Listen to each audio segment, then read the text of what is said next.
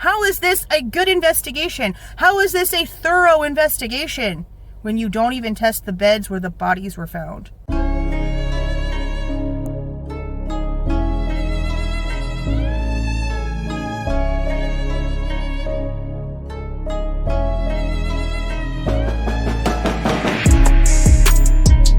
Okay, you guys, while I was live and we were reading this document, which is the order regarding the text messages and the 911 call that was written by Judge Hippler, the footnote blew my mind. I am so flabbergasted by the disgusting negligence that took place during this entire investigation. This needed to be taken out of my live and brought to its own level of attention because of how this makes just no sense, guys. Just listen. Everything stated in this video is my opinion and my opinion only. And just like everything else in these cases we discuss here on this channel, everything is alleged. For example, the disclosure discusses why the team focused on certain areas of the home as opposed to others, why they decided not to collect mattresses and bed frames. I'm sorry? They decided not to collect mattresses and bed frames? Didn't we see them take mattresses out? We literally could see the dark shadowing of like the blood stain. So what, they just threw them in the freaking trash or cremated them or burned them and they didn't even do anything evidence-wise with them?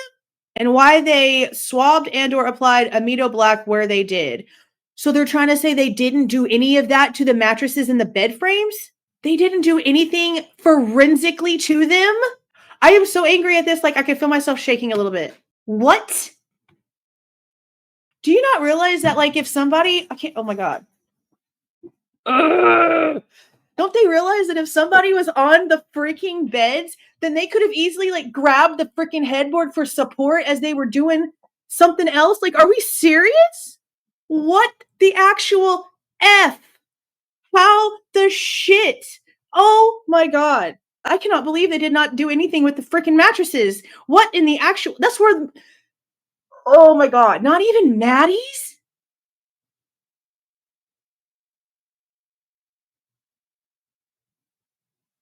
What the fuck?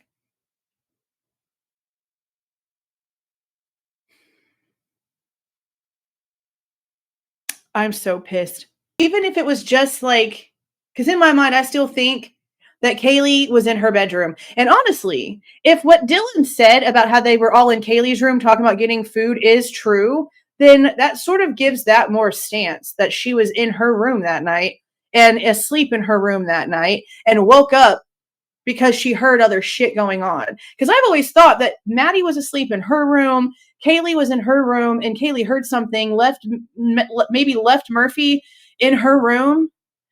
But then again, Dylan apparently did say in some other interview that Kaylee was running up and down the stairs with the dog, yelling about how somebody was upstairs.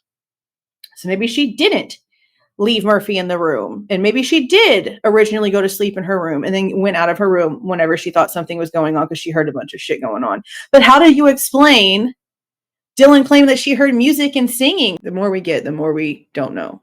But this makes me really sick because what do you mean? Like, you're telling us that you found at least 2 of them on mattresses. Like, from the way that everything sounds, it's as if, regardless, Xana was on the floor. When it comes to Ethan, now that we know that whatever we were told from the Goncalveses that they told Daniel that came out to us is crap because apparently the door was open. Dylan saw Xana 8 hours before Hunter did, and the door didn't have to be opened. It was there. So if Ethan's body wasn't on the ground, wasn't on the floor, behind the door, making the door be too hard to open that they had to call a big strong man over because now we know that story's bullshit. Was he actually on the bed? Was he actually on the bed, but Xana was on the floor? That changes so many things. No way to go in and test the blood on those mattresses, to go in and see if there's any epithelial cells or any DNA or skin cells or anything on those headboards or those bed frames. I cannot believe. That's why I believe that the fraternity is involved more than what they're acting like, because the school took over shit way too fast. The house got vaporized. They didn't do forensics on the mattresses. Are you effing kidding me? Why aren't the parents screaming about that? Especially the Goncalveses. Their daughter was found on Maddie's mattress, and they're not throwing fits that the place where her body was actually laying was not forensically tested. Steve, what the frick is wrong with your brain? Why are you not asking the right questions? I would be so pissed. So pissed. But see, where the blood was coming out the house, I could have sworn that that was like where the wall was where Xana was. But that's what also like makes me upset about the bed thing, because how do we like hear all these things about what happened apparently on the mattresses, but then you're not going to forensically do anything on the mattresses? Do you understand why I felt like this was important? There's not a lot of people talking about this. I've really only seen people talking about it in the comments, and over on Twitter there's a lot of conversations going on. But when it comes to videos about it, there's really not too many people, at least that I've seen, that are talking about this. And this should be pissing everyone off. Just like I said in the live, I am just as pissed off about it now as I was then. How do you just not test anything on the mattresses and the bed frames? We watched all of that being carried out of the house and put into the back of trucks and be carried away, driven away. And we were expecting that they were being taken out so that they could be forensically tested and there could be things that are answered. And instead we have unknown DNAs and the mattresses where most of the bodies were found not even being tested. Not at all.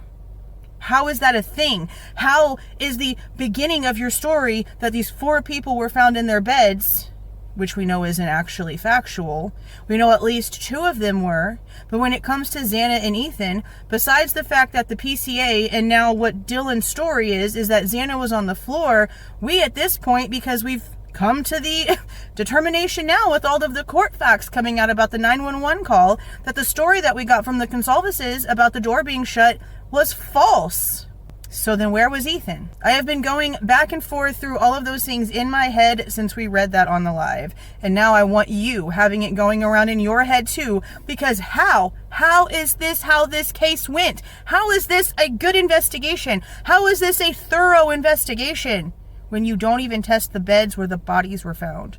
I don't understand. I just don't understand. But I want to know how you guys feel about this one little thing. Just this one little bit of insanity on top of everything else. Like, I don't know really what's going to end up being that actual straw that breaks the camel's back. Because how many more straws then can this poor thing actually keep carrying? But I want to know how you guys are feeling again down in the comments. I'm going to try to calm it down. But this really just kind of like boiled me over. I'm not even kidding. You can obviously tell. If you like the way that I present this information and give my opinion on all of this insanity that is supposed to be the American justice system, don't forget to leave a like on your way out, subscribe to the channel if you are not subscribed already, and please don't forget to make sure that that notification bell is set to all so you don't miss any of my rants, reviews, reactions, updates, or deep dives. See y'all.